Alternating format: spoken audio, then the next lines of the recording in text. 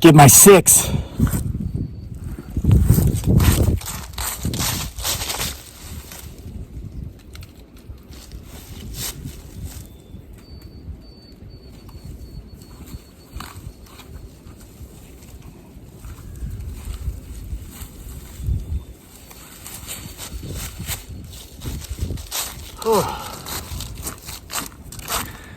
Good morning, everybody. Morning here, at least. Guys, we have had one heck of a windstorm, and it's still going on. And I've come out today to assess the damage. And that right there, as you saw, all the tree guards have been blown off of our crepe myrtles. We've got a row of crepe myrtles that go all the way down here. I'll get these later. I noticed from the dining room window, way down here by the road, in our man-made forest, I've got one of the big black tarps I use to cover my firewood with has blown all the way down here. Fortunately, I planted by hand roughly 600 trees down here, and they caught the tarp, so it didn't go into the road, and it didn't. Wow, so many tree guards are down. You know, those crepe myrtles there, the deer don't typically eat those. They do late in the winter, but we cover them because the bucks, oh man, let me show you some. Wow, so many trees. I'm going to have to come out here. It's going to take me an hour to fix this. Look, tree guards down everywhere. The bucks will destroy everything when they go into rut. Oh, it's a brown tarp. Wow, I knew where this one was. This thing blew. Look at this. So you got to get this. The bucks, when they go into rut, they will rub and destroy everything. And I planted our first year here. Carry this so you can hear me. Our first year here, I planted these 3 pear trees, limbs down. But I mean, we don't have any big trees close to the house, so our house is relatively safe. We have one poplar, and we're getting ready to have it taken down. But I planted some pear trees here 4 years ago. These were 4 feet tall. Look at them now, 15 feet tall. But as I was telling you, wow, I didn't get these trees obviously covered in time. This is brand new. This happened last night. Last night this happened. And I've been staring at these trees for the last 2 weeks saying, you know what? Those are the perfect size for that one big, we got a big 8-point. He was an 8-point last year. He might be a 10-point this year. Could be a 6-point though. Everybody thinks that bucks get more points every year as they mature. That's actually not true. They can have fewer points in a smaller rack. It depends more on nutrition than it does their age. And they are severely overpopulated here, which doesn't help their nutritional needs. But this was done last night. Now this tree is big enough and healthy enough to where as long as I get this covered so that no more damage takes place, it'll live, it'll survive. But I better get it covered today or I'll lose it. You can see in the fruit orchard down there, we got 36 variously assorted fruit trees down there. Half those guards are down. So looks like I'm going to be out here for at least an hour just replacing tree guards, collecting any tarps that may have blown away. So I'll do that later. I mean, we're already 4 minutes into this video and you're probably here for the Bigfoot Sasquatch or the life lessons, not the tarps and the destroyed trees. And again, the tree was hurt last night from a deer, from a buck, you know, not from this windstorm. So the power did go out last night for a few hours, but it did come back on. So technically, taters, for a few hours we were off the grid. But I kept the fire and the wood stove going all night. I was up every couple hours putting more completely seasoned and fully dry red oak on the fire, which I've had some of this for 2 or 3 years out here seasoning. And so we stayed as snug as bugs and rugs because last night was the first night of the year where temperatures dropped below freezing. And man, it stayed nice and toasty in our house because of that fire. And we didn't have the heats on anyway. We have baseboard, which is electric, but we heat with wood. And I just got the electric bill for last month, and we started heating last month because the nights got cold. We pay on average $3.36 a day in electric costs. because we burn firewood. I can't imagine how expensive that would be if we were actually relying on our, electric heat. So anyway, I'm just going to walk the perimeter here, see what kind of tree damage there might be along the wood lines, the tree lines, and see if potentially we may or may not see him, her, it, or they. And also, I want to share something with you that might help you get through your day a little more comfortably, a little bit more enjoyably. I'm going to tell you something that was kind of going on with me here for the last few weeks, and kind of how I came to a big aha moment. It just kind of, it's like I'm better now. Now the deer, the bucks love to rub these. They started here about 2 weeks ago with this one, but it doesn't look like there's been any new buck rubs up here. So anyway, guys, in life, there are times when we don't necessarily need to learn something new, and we don't necessarily need to relearn something we've already learned, which there certainly are times like this. But there are times, wow, look at my tent. It used to be up here. The wind carried it all the way back there. It got caught on some apple trees. There are times when sometimes we just need to be reminded. And here's what I'm talking about. October, which just ended because it's November 2 now, October was a blur for me in such a way that, I worked a lot. I mean, I made 2 videos a day, probably 5 days a week all through October. Did the readings from October Nights, 31 Tales for the Halloween season. And managed to finish Bigfoot Sasquatch Files Volume 5, which is available in print and Kindle on Amazon. Links in the video description box below. And did the Family Guy thing, the homestead stuff. Got out here, split and stacked firewood. Made time for friends. I don't have a lot, but the few I have are very close, very loyal, very faithful. And it's important to me to get with those people.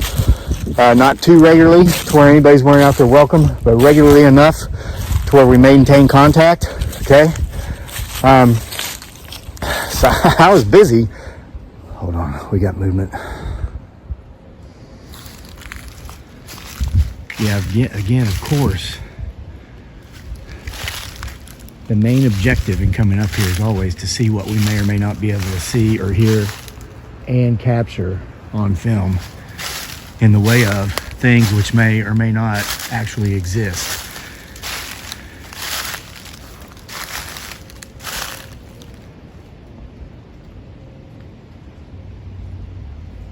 We were up here last night and caught quite a few things. Faces in the mist. And then when we panned away from it and came back, the face and the mist were gone, and there was no fog last night. And there shouldn't have been mist standing in one place like we observed on camera because of these high winds.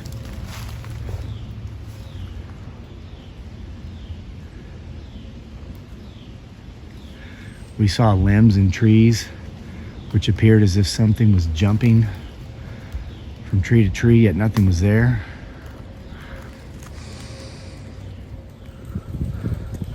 Just keep getting my 6 guys.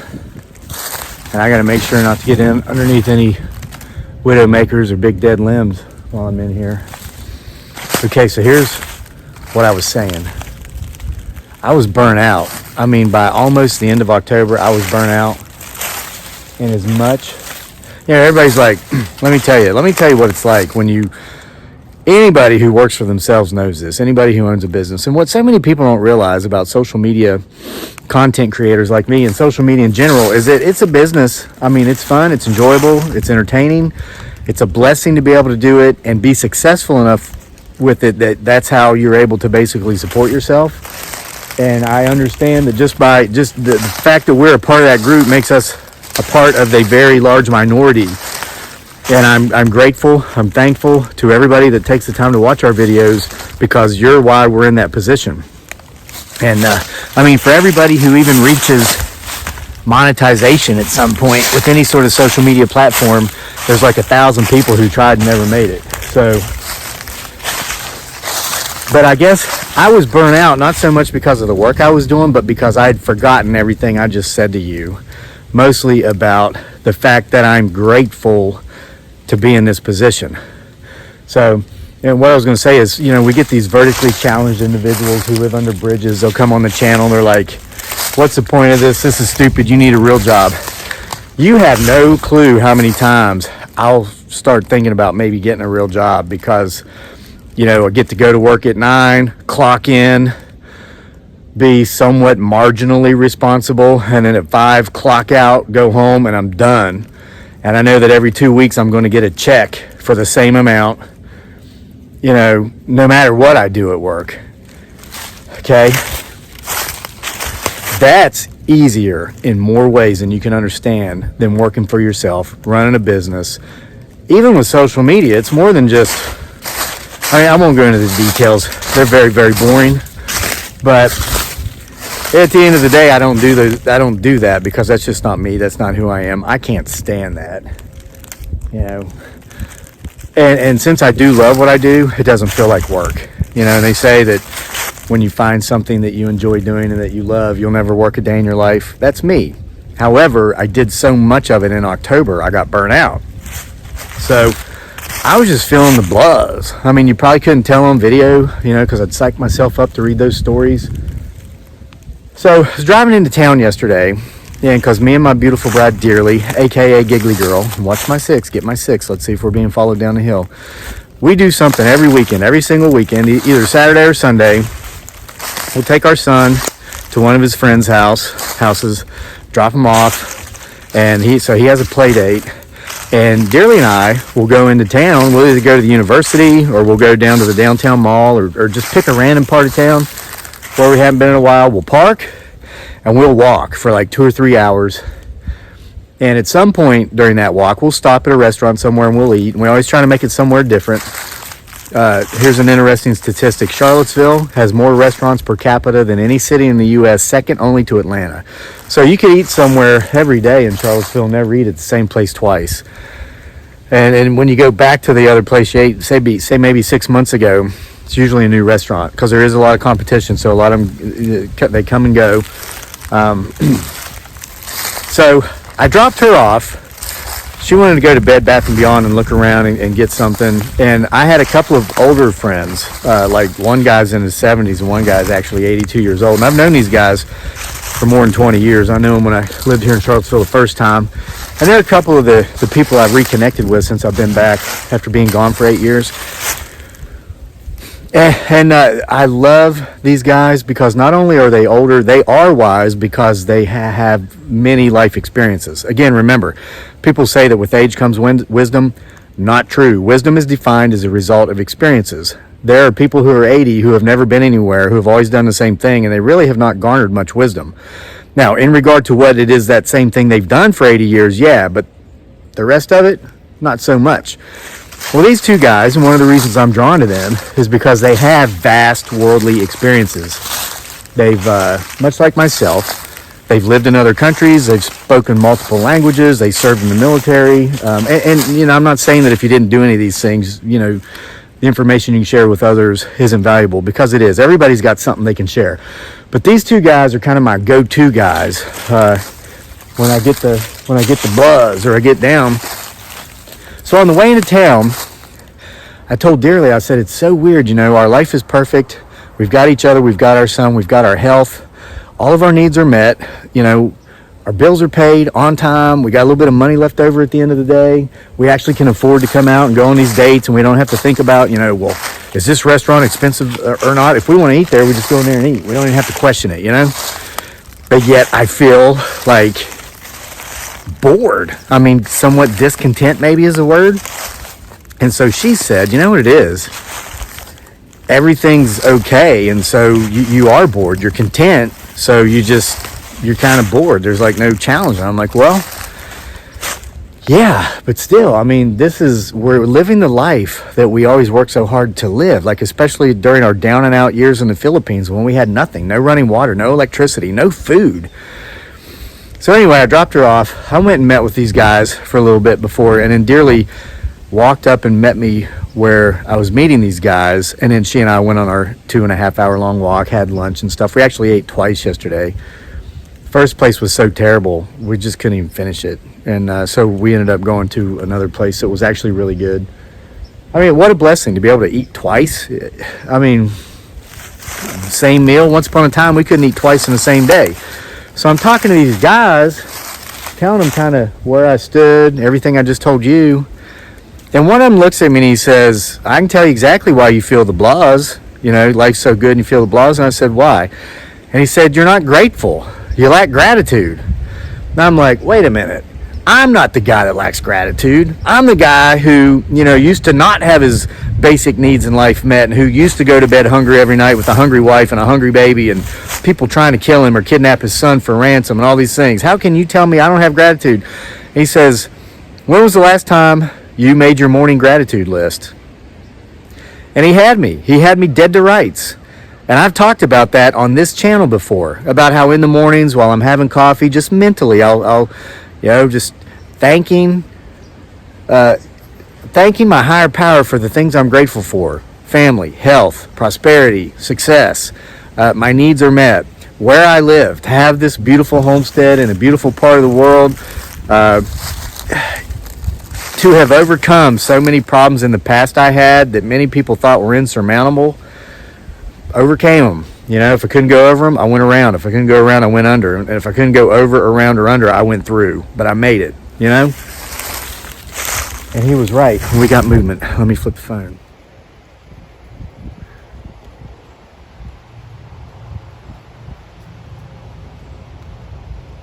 This is the exact same spot we were seeing stuff last night. So I'm not as scared to go in here during the day as I am at night, but I saw something slip behind from one tree to the other, and it knows that I know, and it's just standing there. I'm zoomed in as far as I can get.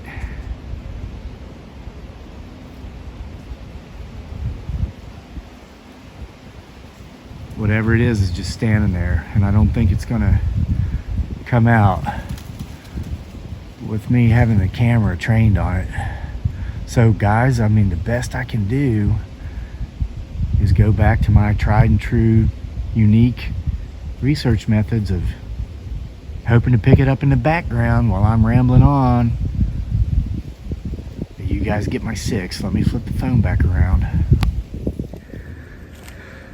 Okay, so get my 6. I'm not going to move in the hopes that we might see it.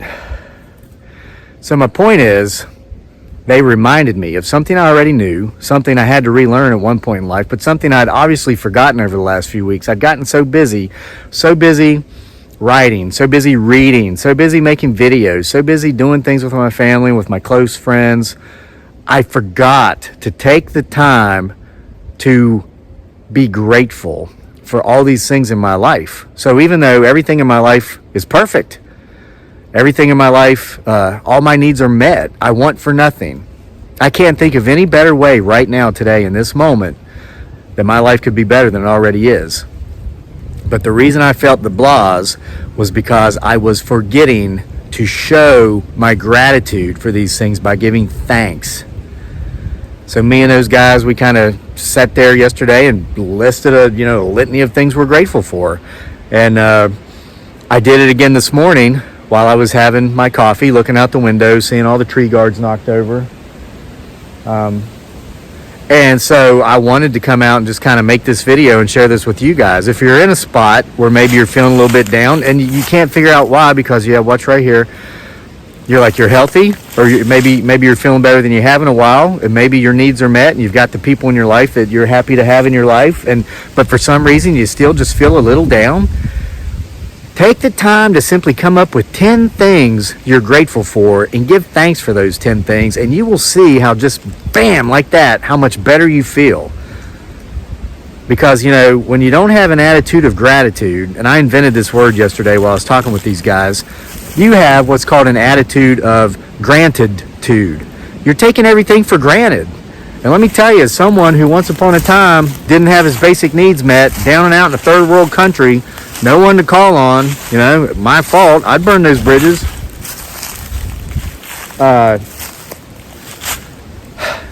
If I live a single day in the life that I have today with the people I have in my life today, and I don't thank my higher power for the fact that this is the way I get to live, shame on me. I am taking everything for granted.